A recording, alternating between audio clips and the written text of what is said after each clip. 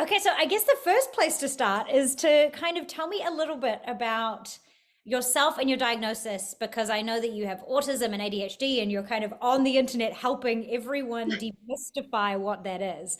So, can you give us a little bit of background in your story up until this point, and I guess why you also chose to kind of share it with the world? It took me 30 years to be like, here's my little dark secret. So, I commend you from first of all.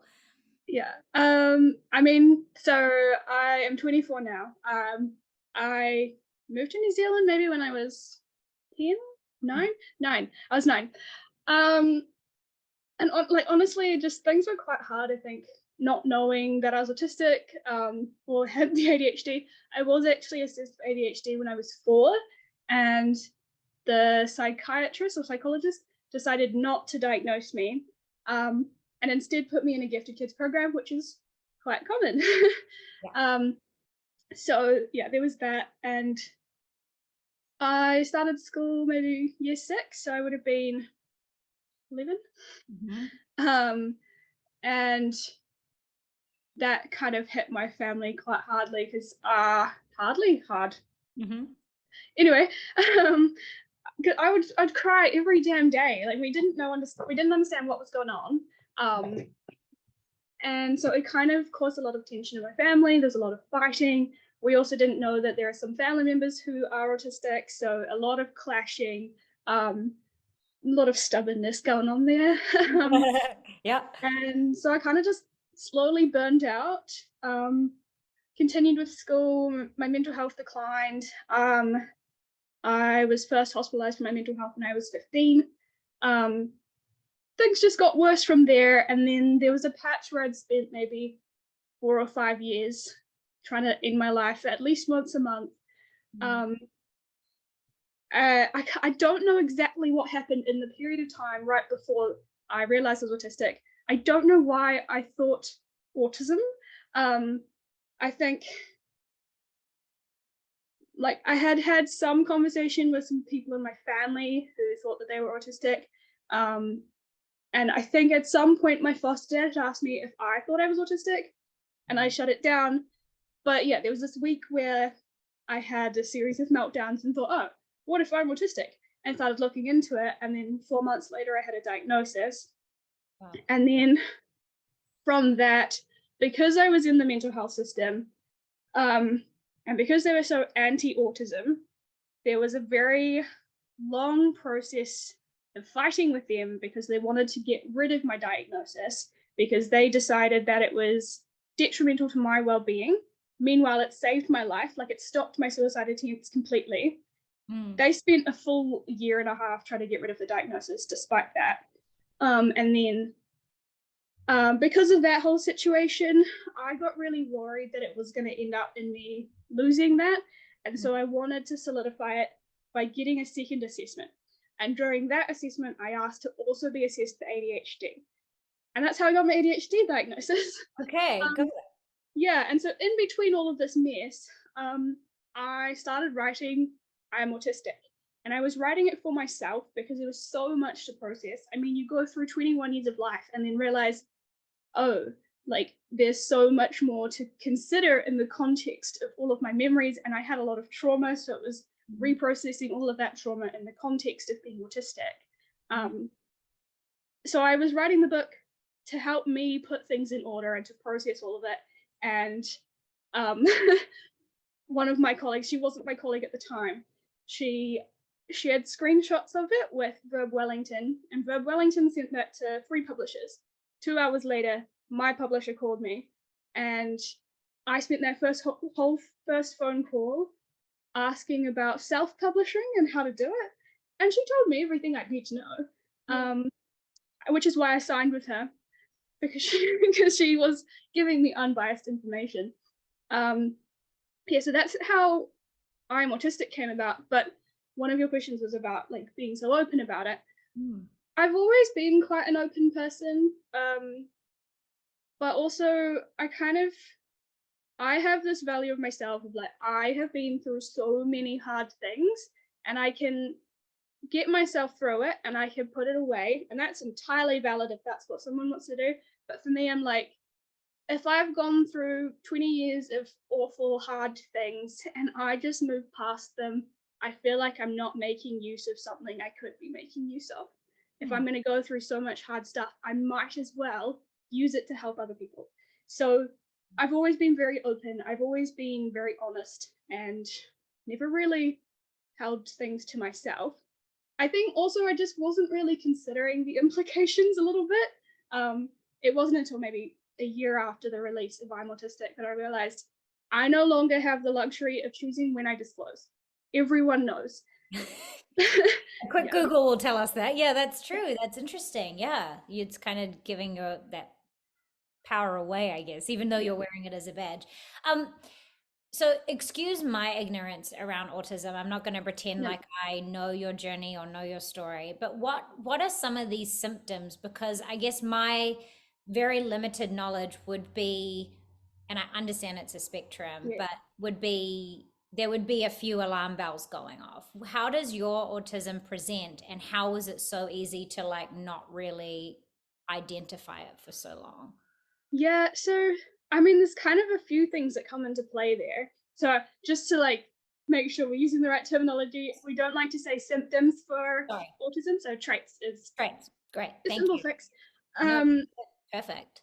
yeah, so there's kind of a few things that go into play. One is that um, the diagnostic criteria that we have for autism is based on 8-year-old boys.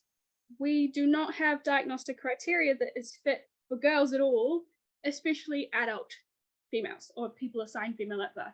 So that's one of the challenges. The second is that people assigned female at birth, or girls or women, are more inclined to mask to socially fit in. And so they're more inclined to observe and take on the roles of other people around them to not be noticed. The third is I was homeschooled in South Africa and there weren't any issues, if that makes sense. I could do anything any way I wanted. It wasn't a problem.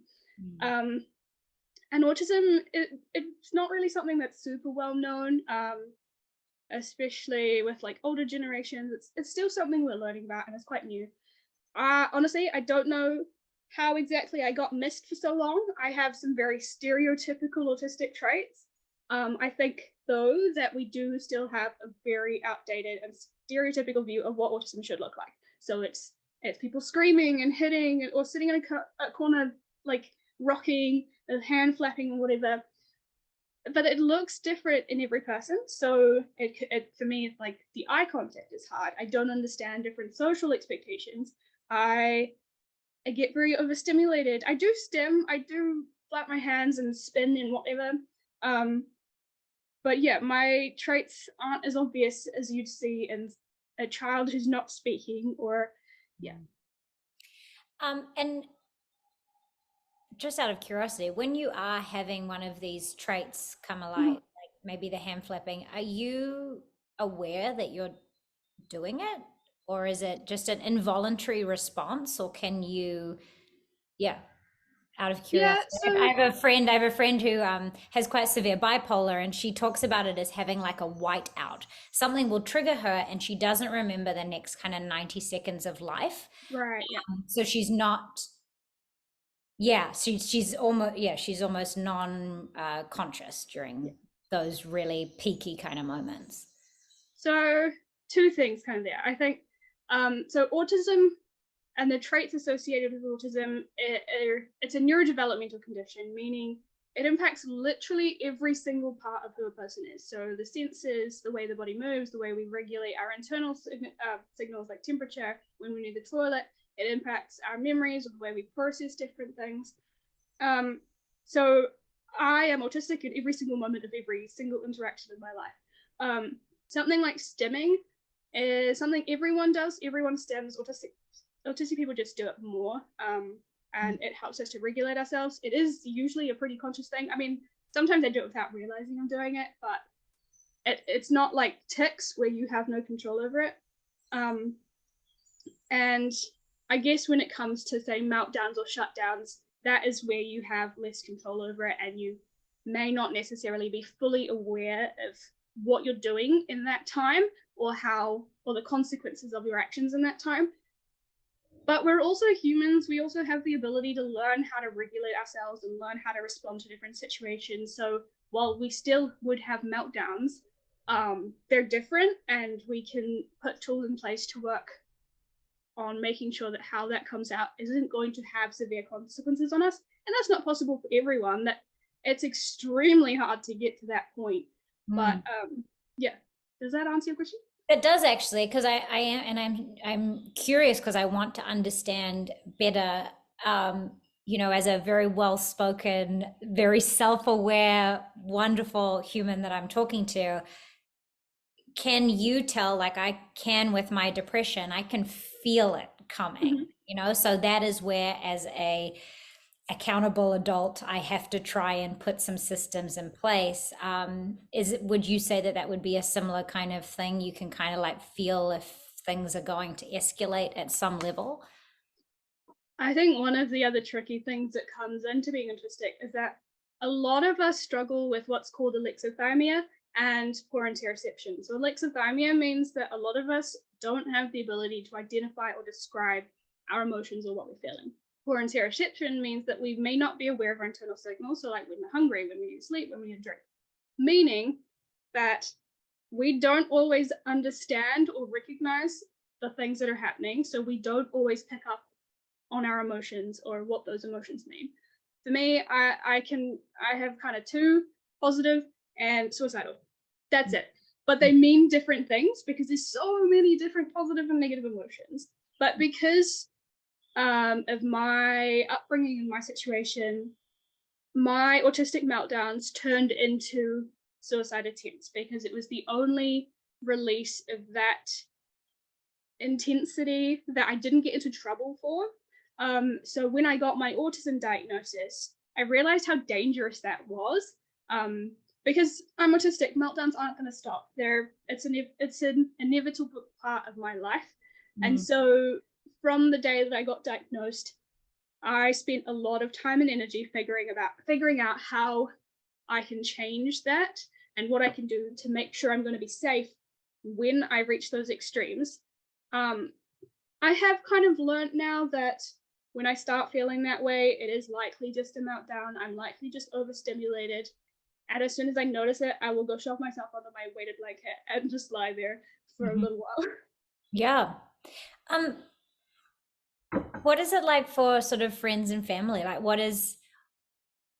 because I'm sure some people listening will either know someone in this situation or, you know, will come across someone in this situation. What behavior for you is helpful and what is hindering? Like, what are you met with that we can all take a token if we don't currently have a diagnosis for autism for ourselves? What is a behavior that I can either do to have more empathy for you? And what is like a don't say? For example, someone who's depressed, the worst thing that you can say is like, you should exercise or go for a run. You know, like it's actually a really dangerous thing to say to someone who's unwell. Do you have a version of that for autism that we can all make sure we hold our tongue? Yeah, I mean, Intentions, yeah. there's obviously quite a few. A lot of people think that they're being sympathetic or helpful by saying things like, "Oh, but we're all a little bit on the spectrum," or you know, like it feels a little bit dismissive, or like, "Oh, but you're high functioning, it's okay." It's like, no, like I'm autistic and it's okay to be autistic. Another one is you can't use your autism as an excuse when we've actually just explained why we're doing something. So in a social situation, I might explain that the reason I didn't pick up on a particular social rule or the way I was communicating is because I'm autistic. But then people think that, well, if you know about that social rule, or like you know that people don't communicate literally and you choose not to change it, then you're intentionally harming people. But that's not fair because it requires the autistic person to constantly be aware of everything they're doing and saying and like switch it up to act neurotypical so that everyone else is more comfortable. But no one else is willing to kind of meet in the middle or just like realize, oh, Chanelle communicates very literally, so I shouldn't try and find implications in what she's saying. You know, people don't want to do that, and it's really frustrating.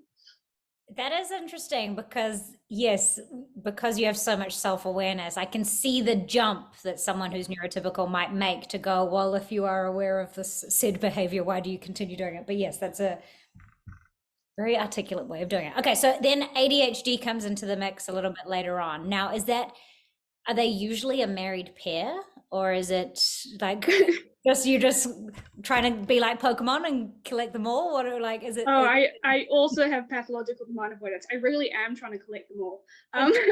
No, so ADHD and autism very, very commonly seen together. You're more likely to have both than just one or the other. It's quite interesting because they do clash in some ways. So, for example, my hyperactive element of having ADHD means I talk quite a lot and I talk quite fast and I can't shut myself up.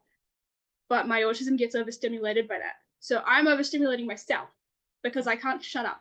Or like I need a routine because I'm autistic, but my ADHD doesn't function in routine. So it's trying to find that balance. The other thing I find really interesting about it is that I'm chuckling because I'm like, of course you've got both of them. Like, way to make a day fun, right? Yeah. Yeah.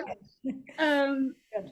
Autistic people also very often attract ADHDers. Like they'll be best friends, they'll be partners, and it's so amusing to me because like they do work really well together, but they also clash in a lot of ways. So I just find it quite fun watching it. Yeah, of course. And you can speak to this as little or as much as you want. Mhm.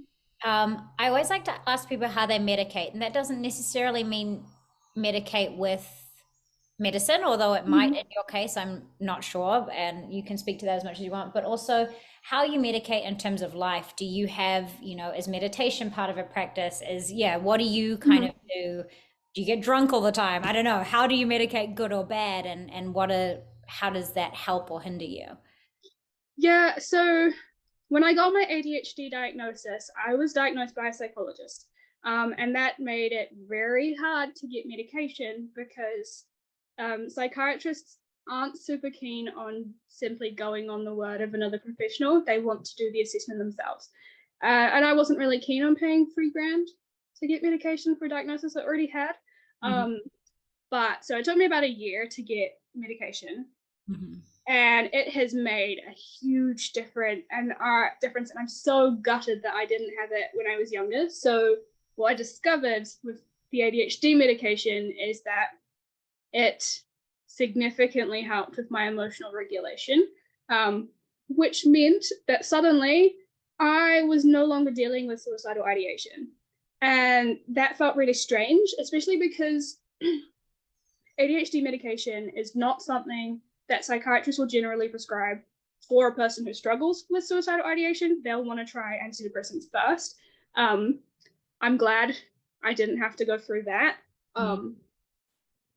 But yeah, I kind of wish or wonder if there has been more research, because if that's more well understood, why can't ADHD people access the medication for that? It would make sense to me. It fits in with having ADHD. So yeah, medication has made a huge impact on my life. I also just am struggling a lot with physical stuff, so I do have to take other medications. I'm still navigating the fact that the conditions I likely have are very common with autism and ADHD.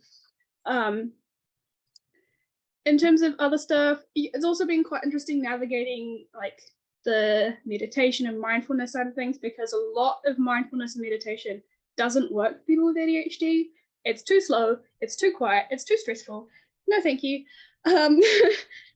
Finding ways to kind of slow down my mind and calm down a little bit without actually stressing myself out is quite challenging. I've been really enjoying sorting Lego. Sorting Lego. Yeah. Right. Okay. Beautiful. Do you disrupt it as well as an exercise and then put it back in an organized way? No, so I recently bought like a huge bulk pot of Lego. And then I just started sorting it into its different piece types and slowly putting it into its sets, and then I can build the sets. And It's taking a long time, so I have no need to disrupt it. Okay, got it. That's fine. That's my perfectionism thing. I'm like, and how is it that you're sorting them? Okay, great, perfect. um, okay, so the book process, was this Mm. helpful and exciting for you, or did it come with its own layer of stress? And yeah, what is that like? There's not many people in their 20s who have written not one but two books. So first of all, congratulations. Thank you.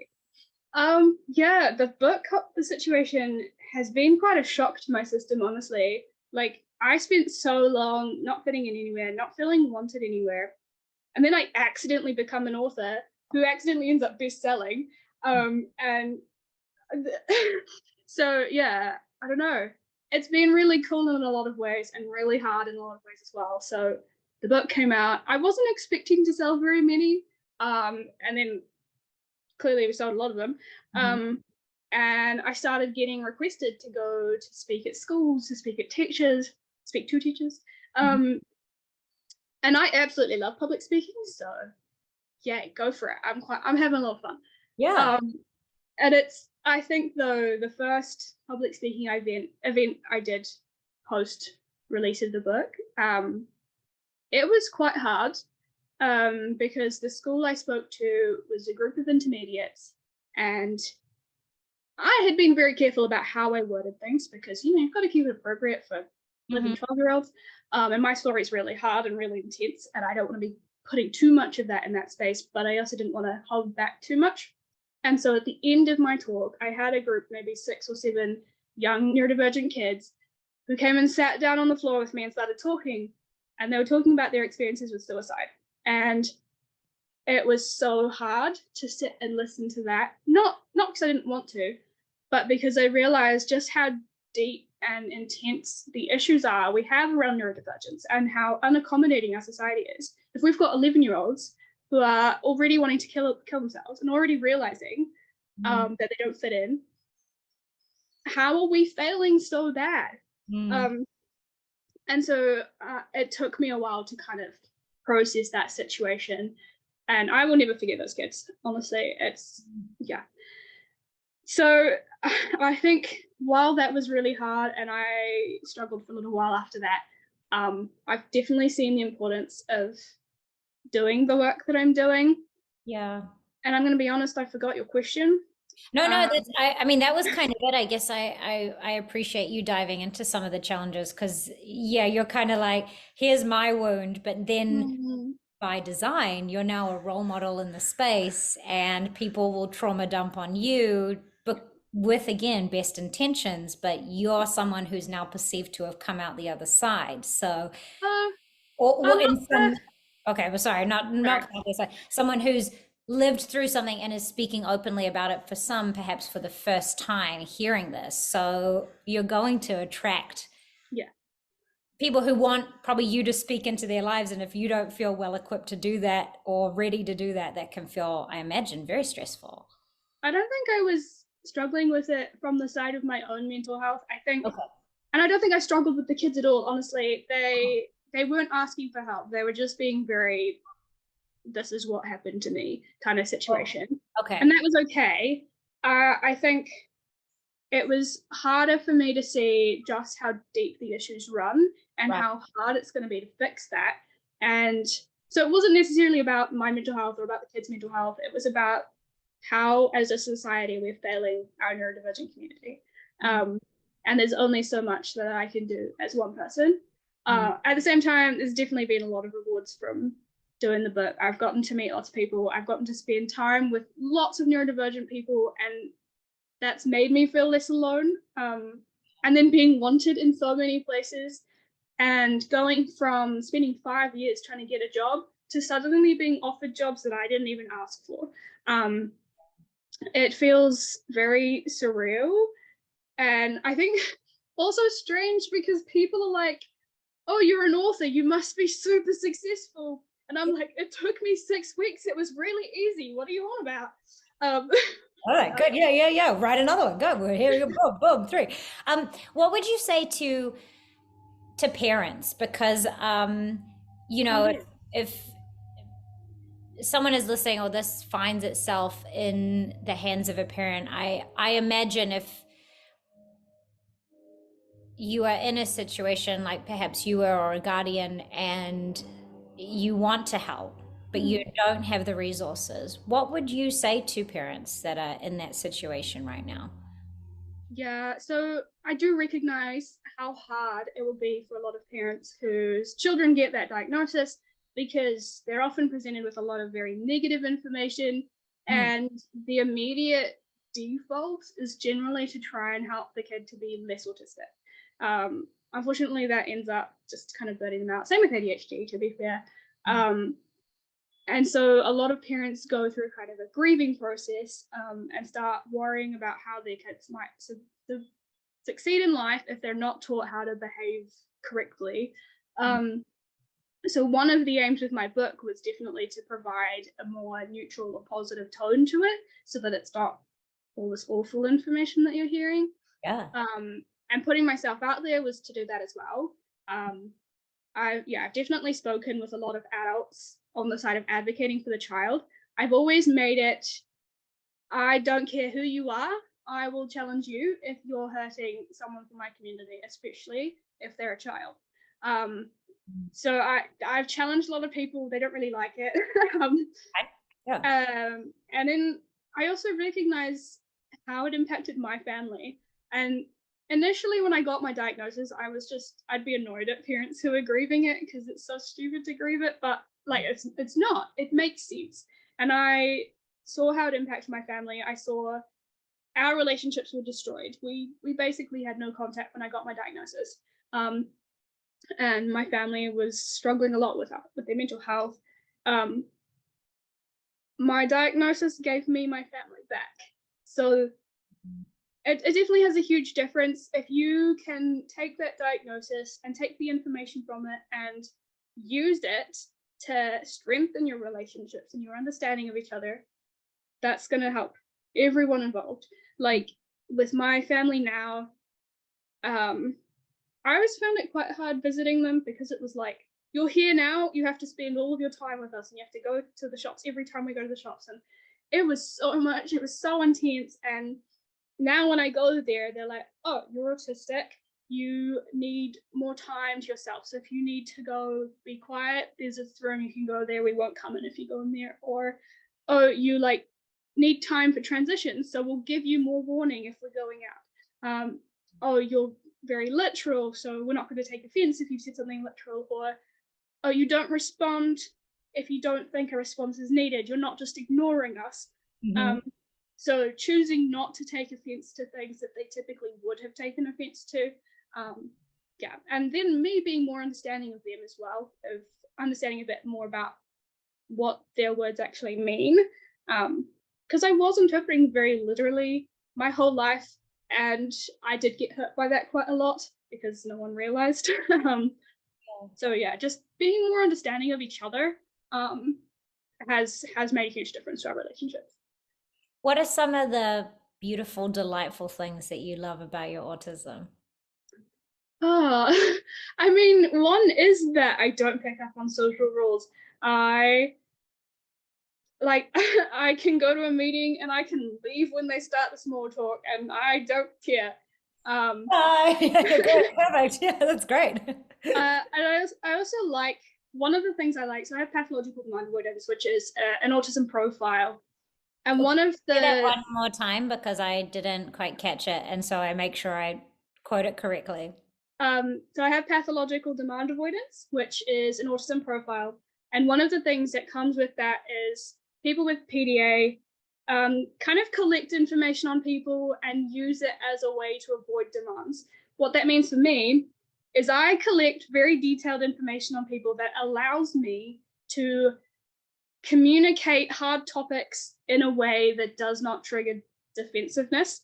So I have been very good at having some of these really difficult conversations with people who otherwise might struggle to hear it. And very rarely do I have to deal with any fights with anyone. I know a lot of other neurodivergent people have gotten into a lot of arguments with people about things, but it's not something I've had to deal with too much so far. I think it's what has made my book successful, because I've been able to word things in a way that gets taken well. And that's not that I'm not trying to be cocky. That's just one of the things. Yeah. That's beautiful. Roll with it, own it. That's perfect. That's interesting. The like picking up on information, is that a conscious thing, or is it just that's how your brain works, is you got a little file going on? I don't feel like it's conscious. I do notice it sometimes. Like one of the things I notice is that I collect a particular piece of information on a person around what they like. So I learned that my psychologist loves the brain, and if you start talking about the brain, that's it. She's off on a tangent. So it's like in my brain, that's a protective mechanism. I could go, if I want to get out of this conversation, all I have to do is mention the brain. But other parts of that are like, oh, this person really likes fidget toys, and then I'll just start buying them heaps of fidget toys. I'd like to use it in a way that's positive. I don't like to use it in a way that's manipulative. So yeah, I mean, that's just me. Beautiful. Something I ask everyone when I remember is what their brain looks like. And what I mean by that is like if it was a scene. Mhm. Acting coach has my favorite one where he said his brain is almost like a beautiful house, except for some of the doors are locked and he doesn't want to go in there. And some rooms are really comfortable, some rooms are a Mhm. bit scary, and that's kind of how he describes visually his brain. How would you what does your brain look like? I feel like I have a very large filing cabinet that is very well organized, but at the same time, there's little minions who are taking things out and throwing them all over the place. Um, and so there's a lot in my mind at any given time. But the filing cabinets are very useful because I have almost a photographic memory. And so I can go through my little files and go, oh, there's that thing. This is what it looks like. Put it back. So yeah, it's a mess, but organized at the same time. I love it. Do you know what's so funny? And my audience who listens to all of this will be chuckling because I described my brain as like a woman staring at camera with glasses and frizzy hair, and you've Yeah. asked her to find something, and she's surrounded by filing cabinets, and she knows that everything is in there. Yeah. She's just not sure where it is right this second. So our brains, although different, quite Yeah. similar by the Yeah. sounds of it. Hey, what an absolute joy and pleasure chatting to you today. Thank you for being so articulate and so informed to help me gain a better understanding. I know that, yeah, my knowledge from this 30 minutes of just chatting to you will change how I conduct myself in the real world. And I'm really, truly grateful for that. Um, is there kind of anything that you wanted to end on or a note besides the fact that people need to go out and get not one, but both of your books and that we're all cheering for you to write a third in 6 weeks, because why not? But yeah, is there anything that you wanted to end on? Hmm. I think I'm very aware that I have a lot of teenagers following me. And one of the things that a lot of teenagers really struggle with is not fitting in. And so it's kind of the time in their lives where they start resenting the fact that they're autistic and have ADHD. And all I really want to say to that is that I promise you, what people think of you in high school does not matter. um, it's hard now, but it'll get better. Yeah. That's beautiful. Hey, thank you so much. It was a real pleasure chatting to you today. Thank you.